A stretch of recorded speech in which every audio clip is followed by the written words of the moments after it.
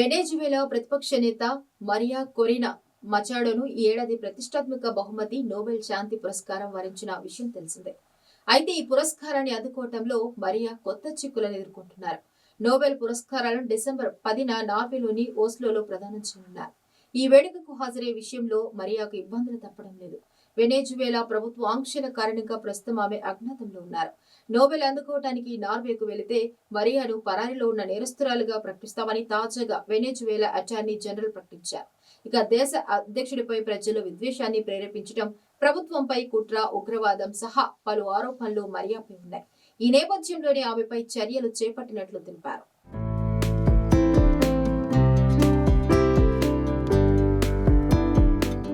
ఈ మేరకు attorney general తాజాగా విడుదల చేసిన నివేదికలో మరియాపై పలు ఆరోపణలు చేశారు.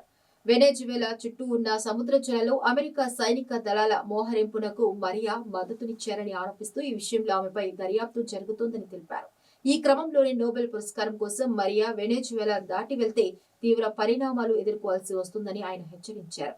కాగా వెనెజువేలా ప్రజల హక్కుల పరిరక్షణ కోసం అవిశ్రాంతంగా పోరాడుతున్నందుకు మరియాను ఏడాది శాంతి బహుమతికి ఎంపిక చేసినట్లు నోబెల్ కమిటీ ప్రకటించింది. వెనెజువేలాలో ప్రజాస్వామ్యం ఏర్పాటుకు ఆమె విశేష కృషి చేస్తున్నారని కొనియాడింది. ఇక ఈ క్రమంలో ప్రభుత్వం నుంచి, అధ్యక్షుడి నుంచి ఎన్నో బెదిరింపులు ఎదుర్కొన్నప్పటికీ మరియా వెనక్కి తగ్గలేదని పేర్కొంది. ఇక అజ్ఞాతంలో ఉంటూనే ప్రజల కోసం పోరాటం చేస్తున్నారని మరియాను ప్రశంసించింది.